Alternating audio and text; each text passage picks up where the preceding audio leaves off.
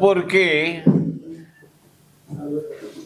ఈరోజు మీ ముందుకు రావడానికి కారణాలు 3.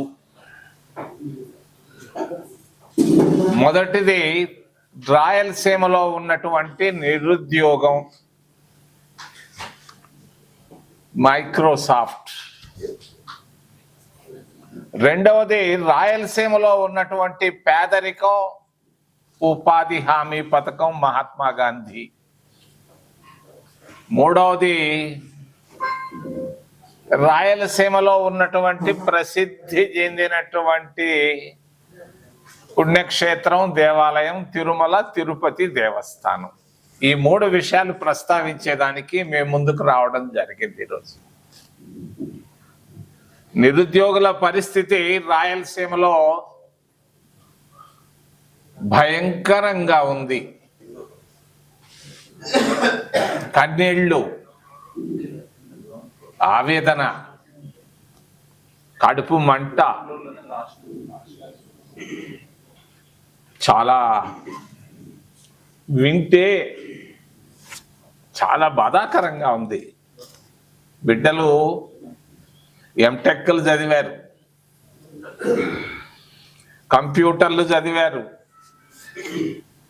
బిఏలు ఎంఏలు చదివి ఇళ్లల్లో ఖాళీగా ఉన్నారు.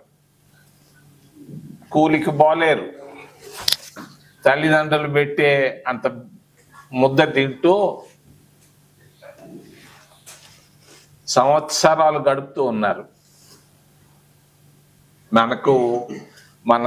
మన దేశానికి స్వతంత్రం వచ్చి 75 సంవత్సరాలు దాటింది. ఆంధ్రప్రదేశ్ రాష్ట్రం ఏర్పాటై కూడా 75 సంవత్సరాలు దాదాపుగా దాటేసింది. మరి ఈ పరిస్థితుల్లో రాయలసీమ జిల్లాల నుంచి 7 ముఖ్యమంత్రులు వచ్చారు. దాదాపు 40 సంవత్సరాలు పరిపాలించారు. ప్రొద్దున్నే నేను బయలుదేరాను 6 గంటలకి తిరుపతిలో. దాదాపు 5 గంటల ప్రయాణంలో ఆ వైపు ఈ వైపు చూస్తూ వచ్చాను. రాయలసీమ మొత్తం నాకేమీ కనపడలేదు. మంచి రాళ్ళు కనపడ్డాయి, అక్కడక్కడ చింత చెట్లు కనపడ్డాయి, చింతపండు చెట్లు తప్పించి నాకేమీ కనపడలేదు. నేమ్ బోర్డులు కనపడ్డాయి, లేదనంటే మేము వేయించిన ఒక రోడ్డు ఒకటి కనపడ్డది తిరుపతి నుంచి అనంతపూర్ దాకా. ఏమి మరి అనంతపూర్ జిల్లా నుంచి 6 సంవత్సరాలు దాదాపుగా ముఖ్యమంత్రిగా ఉన్నాడు. నాకు ఆయన అంటే చాలా గౌరవం.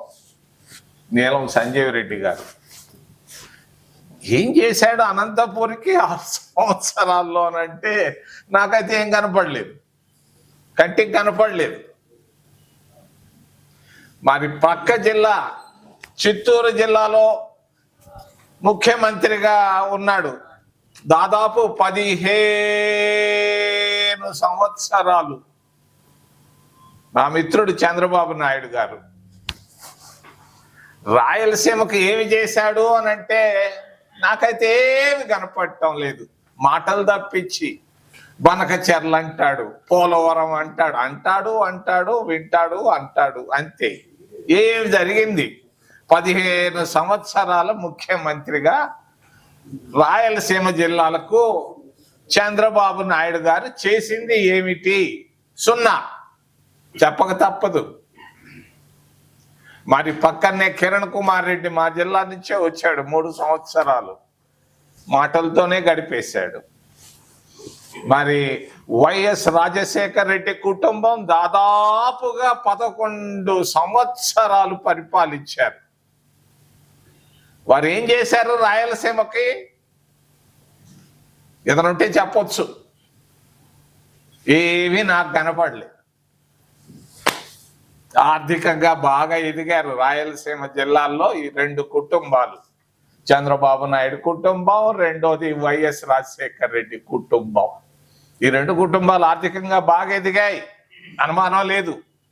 నాకేం బాధ లేదు, సంతోషం. పోనీ ఏమైతే అయింది.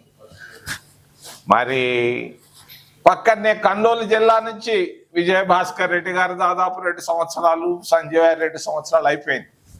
మరి 40 సంవత్సరాల్లో 7 ముఖ్యమంత్రులు రాయలసీమకి ఏం చేశారు అని అంటే చెప్పుకునే దానికి ఏమీ కనపడటం లేదు. హైదరాబాద్లో చేశామంటారు, అక్కడ చేశాం, ఇక్కడ చేశాం. మరి నిరుద్యోగుల పరిస్థితి చాలా బాధాకరంగా ఉంది, చెప్పుకోలేకపోతున్నారు. మరి ఈ మధ్య గంజాయి అని, అదని, ఇదని వీటికి అలవాట్లు అయిపోతున్నారు. కారణం వాళ్ళలో ఉన్న ఫ్రస్ట్రేషన్ వల్ల ఈ వ్యాపకాల్లోకి వెళ్తా ఉన్నారు. చాలా దారుణంగా ఉంది నిరుద్యోగుల పరిస్థితి. ఈ పరిస్థితుల్లో నేను అనంతపూర్ రావడానికి ముఖ్యమైన కారణం, అనంతపూర్ జిల్లాలో పుట్టినటువంటి ఒక మహానుభావుడు, నాకు మంచి స్నేహితుడు, బిఎన్ యుగంధర్. ఇక్కడ నుంచి రాయి సిరేస్తే తాడిపత్రిలో పడుతుంది. తాడిపత్రి దగ్గర ఒక చిన్న గ్రామంలో నుంచి పుట్టాడు బిఎన్ యుగంధర్. ఐఏఎస్ అధికారి అయ్యాడు. మరి బిఎన్ యుగంధర్ గారు రాజంపేటలో పెళ్లి చేసుకున్నాడు. ఈ కుటుంబంలో ఈ భార్య భర్తలకు పుట్టినటువంటి బిడ్డే సత్యనాదెళ్ళ, రాయలసీమ ముద్దు బిడ్డ. 7 ముఖ్యమంత్రులు చేయలేంది చేయగలిగినటువంటి బిడ్డ రాయలసీమలో పుట్టాడు. తాడిపత్రి పక్కన ఒక తండ్రి, పక్కనే రాజమాది, అక్కడ రాజంపేటలో తల్లి. వీళ్ళకు పుట్టినటువంటి బిడ్డ మొన్న ఢిల్లీకి వచ్చాడు. ఎందుకు వచ్చాడు? అయ్యా, నేను పెట్టుబడులు పెట్టేదానికి వస్తున్నాను, ట్రంప్ ట్యాక్స్లు ఎక్కువ వేస్తున్నాడు, ఒక దాదాపు కొన్ని లక్షల కోట్ల రూపాయలు పెట్టుబడులు పెట్టాలనుకుంటున్నాను అని చెప్పాడు. ఎవరు చెప్పాడు? ఢిల్లీలో ఉన్నటువంటి పెద్ద ఆయనకు. ఢిల్లీలో ఉన్న పెద్ద ఆయన చెప్పగానే ఢిల్లీలో పెద్ద ఆయనకు మనసు పడ్డది, వరే రే రే రే రే రే రే, దీన్ని మనం గుజరాత్కి ఎత్తుకొని పోవాలా అని మనసులో పడ్డది. మార్గాలు ఎత్తుకుతున్నాడు, అన్ని రకాలుగా ప్రిపరేషన్స్ లో ఉన్నాడు ఢిల్లీలో పెద్ద ఆయన.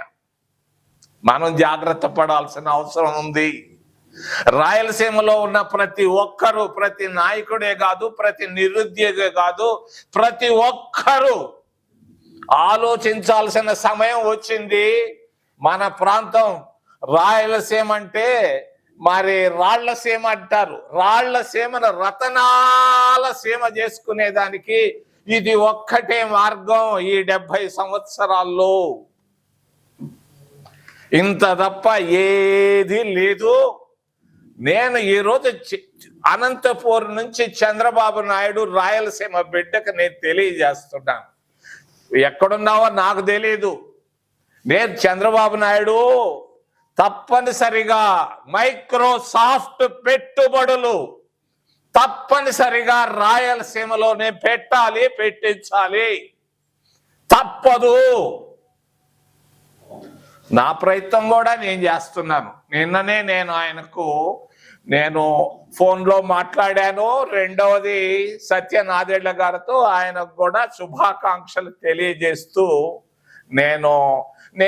నా మనసులో ఉద్దేశం, మీ ముందు చెప్పిన ఉద్దేశాన్ని చెప్పాను. వెంటనే చంద్రబాబు నాయుడు సపోర్టు వల్లనే ఈరోజు కేంద్ర ప్రభుత్వం, ఎన్డీఏ ప్రభుత్వం నడుస్తూ ఉంది.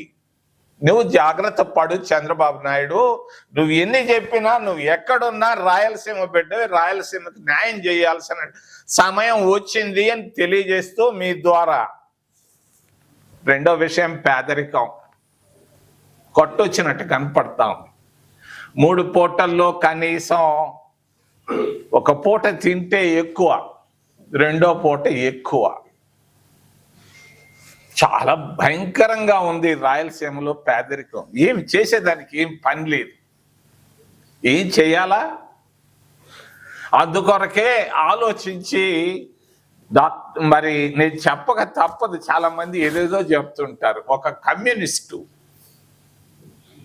కామ్రేడ్ హరికిషన్ సింగ్ సుర్జీత్ నాకు చాలా దగ్గర సన్నిహితుడు.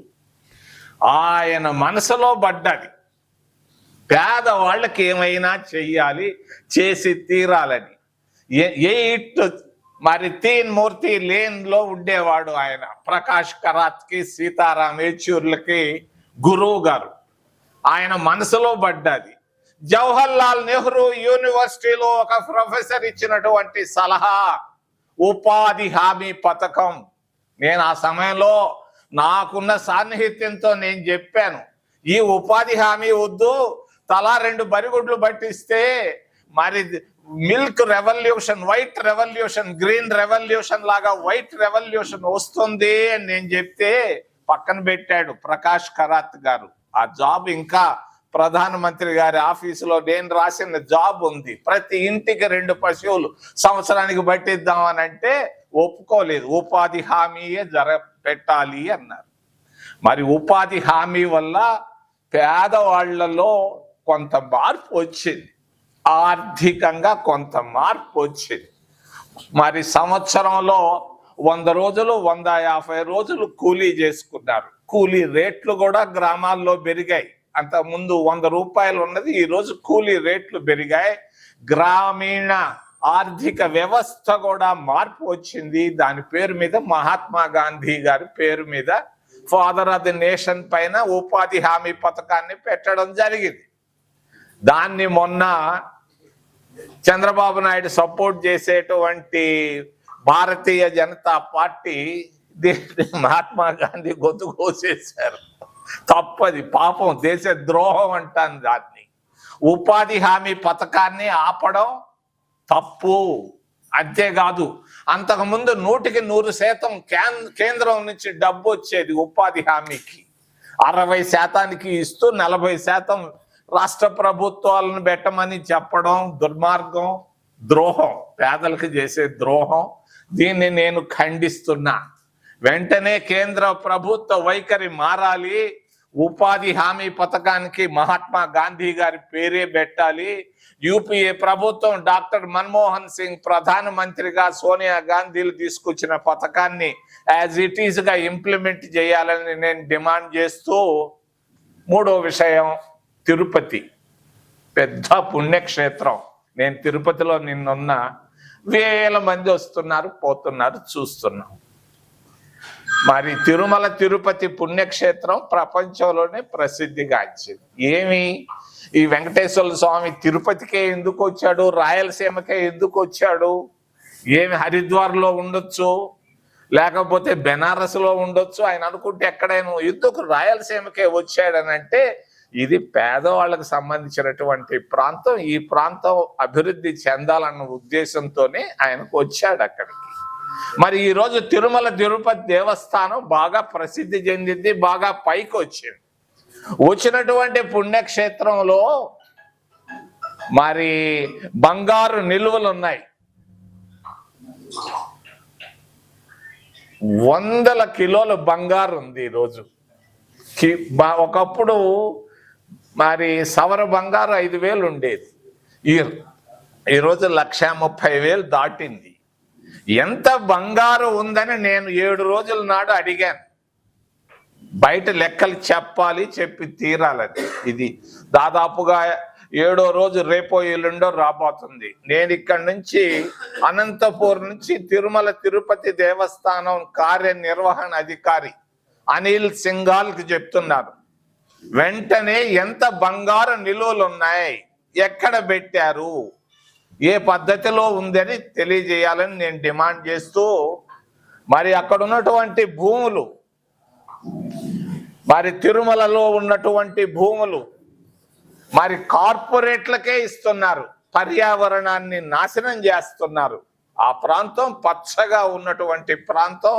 ఇందిరాగాంధీ తీసుకొచ్చినటువంటి ఫారెస్ట్ యాక్ట్ వల్ల మరి రాళ్లల్లో ఉన్నా కూడా బాగా పచ్చగా ఉంది. దాన్ని కార్పొరేట్లకు ల్యాండ్లు ఇస్తున్నారు. మొన్నే ఒబిరాయ్ అనే వాళ్ళకు కూడా చాలా భూములు ఇచ్చారు, విలువైన భూములు. భూములు ఇవ్వడాన్ని నేను ఖండిస్తూ, రాయలసీమ బిడ్డలకే అక్కడ ఉద్యోగాలు కూడా ఇవ్వాలని దాదాపు 5,000 ఉద్యోగాలు ఉన్నాయి తిరుమల తిరుపతి దేవస్థానంలో. ఈ ప్రాంతంలో ఉన్న బిడ్డలకే అక్కడ ఉద్యోగాలు ఇవ్వాలని డిమాండ్ చేస్తూ ఏదైనా ప్రశ్నలు ఉంటే మిమ్మల్ని అడగమని చేతులెత్తి ప్రార్థిస్తున్నా. అయ్యా దేనిపైన? నా పని నేను ప్రారంభించేశాను. నా పని చేశాను. నేను నిన్న తిరుపతిలో January 1st దర్శనానికి వెళ్ళా. చాలా చాలా ఇబ్బంది పెట్టాను వెంకటేశ్వర స్వామిని. ఏం పెట్టాను అంటే నా ప్రేయర్లో రాయలసీమలో కనీసం అందరు నిరుద్యోగులందరికీ ఉద్యోగాలు మైక్రోసాఫ్ట్ మా ప్రాంతంలో పెట్టేటట్టుగా చేయమని నేను కార్యాచరణలో ఏమైనాను నా ప్రయత్నం నేను మొదలు పెట్టాను. మా ఇంటికి రాగానే నేను సత్యనాదేళ్లతో నేను చేయాల్సిన పనులు చేస్తున్నాను. కానీ నాకు కావాల్సింది చంద్రబాబు నాయుడు ఈ విషయం పైన వెంటనే స్పందించి వెంటనే సత్యనాదేళ్ల ఆయన ఎవరో కాదు, ఈ ప్రాంతంలో పుట్టినటువంటి బిడ్డ, తిరుపతిలో వాళ్ళ నాయన చదువుకున్నాడు. ఈ ప్రాంతానికి ఇంతకంటే మంచి అవకాశం లేదు. దాదాపుగా 5-10 లక్షల ఉద్యోగాలు వచ్చే అవకాశం ఉంది ఈ మైక్రోసాఫ్ట్ పెట్టుబడుల వల్ల. ఇది వేరే ప్రాంతానికి గుజరాత్కో ఇంకెక్కడికో పోకుండా చేయాల్సిన బాధ్యత రాష్ట్ర ముఖ్యమంత్రి పైన కూడా ఉందని తెలియజేస్తూ నా పని నేను చేస్తున్నాను. నేను చాలా సిన్సియర్గా కూడా ప్రయత్నాలు మొదలుపెట్టాను. తిరుమల కల్తీ నెయ్యి తర్వాత ఈ పరకామణి సంబంధించి ఇది చాలా సున్నితమైన అంశం. కోర్టు పరిధిలో ఉంది, సిట్టు వాళ్ళు చూస్తున్నారు. ముఖ్యమైనది నేను చెప్తున్నది రెండు, అక్కడ ఉన్నటువంటి భూములు, విలువైన భూములు కార్పొరేట్లకు ఇస్తున్నారు. దీన్ని నేను ఖండిస్తున్నా. కార్పొరేట్లకు ఇవ్వకూడదు. ఎందుకు ఇవ్వకూడదు అంటే అక్కడ ఉన్న పర్యావరణాన్ని నాశనం చేస్తున్నారు. మరి రెండోది, అక్కడ ఉన్నటువంటి బంగారు వందలు కాదు 1000 కోట్లు కలిగినటువంటి బంగారు ఎక్కడుంది? మరి దీని గురించి కూడా వెంటనే స్పందించాలని కార్యనిర్వహణాధికారి అనిల్ సింఘాల్ నేను డిమాండ్ చేస్తున్నాను. సార్ 7 మంది ముఖ్యమంత్రులు రాజకీయం నుంచి అయినారని క్రిటిసైజ్ చేశారు కదా సార్, వాళ్ళంతా మీ పార్టీ వాళ్ళే కదా, కాంగ్రెస్ పార్టీ నుంచి ముఖ్యమంత్రులు మీరు కేంద్ర మంత్రులు ఉన్నారు, మరి అప్పుడు అడగలేదా ఇవన్నీ కూడా? మైక్రోసాఫ్ట్ వచ్చింది కాబట్టి నేను ఈరోజు ఇక్కడికి వచ్చి కూడా చాలా రోజులైంది. నేను అనంతపూర్కి మొన్ననే కడపకు పోయాను. మరి మైక్రోసాఫ్ట్ పెట్టుబడులు సత్యనాదేళ్ల ప్రధానమంత్రిని కలిసినప్పటి నుంచి నా మనసులో ఆవేదన మొదలైంది. దీన్ని మనం ఎలాగైనా సాధించుకోవాలి అని. ఎందుకు 7 మంది ముఖ్యమంత్రులు ఏమీ చేయలేకపోయినారు? వాస్తవం ఇది. మరి వాళ్ళు ఏ పార్టీ అయినా ఒకటే, చంద్రబాబు నాయుడు అయినా ఒకటే, మరి ఇంకొకరైనా దామోదరం సంజయ్ అయినా ఒకటే. కానీ ముఖ్యమైనది ఏంటంటే తరుణం, మంచి తరుణం ఆసన్నమైంది. తప్పనిసరిగా దీన్ని సద్వినియోగం చేసుకోవాలని ప్రజల్లో చైతన్యం అవసరం అని చెప్పి నేను ఈరోజు రావడం జరిగింది. విమర్శించేదానికి కాదు, విమర్శల పక్కనే ఆలోచన కూడా నేను ఇస్తున్నాను. అయ్యా నేను మాట్లాడుతూ ఉంటాను. నేను మొన్న ఎక్కడో కూర్చొని తరిమల నాగిరెడ్డి గారిని పొగిడాను. అవసరం లేదు, కానీ నాగిరెడ్డి గారు గొప్పోడు, అనంతపూర్లో పుట్టాడు.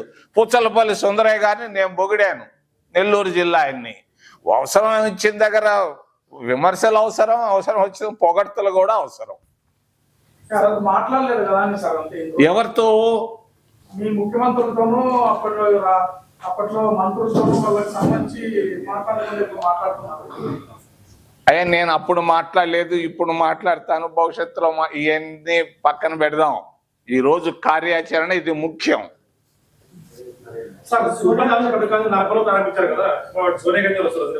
అయ్యా ఎట్లా ఉపాధి హామీ పథకాన్ని తరపులో ప్రారంభించారు అనంతపురం జిల్లాలో.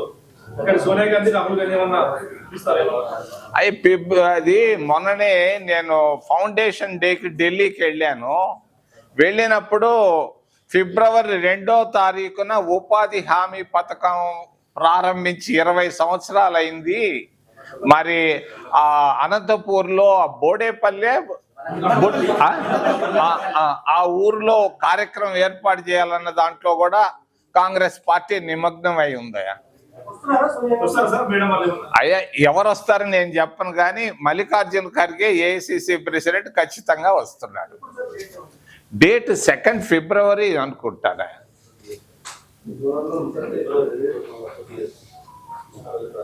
అది ఇంకా ఫైనల్ రూపంలోకి రాలేదు, ఆలోచనలో ఉంది.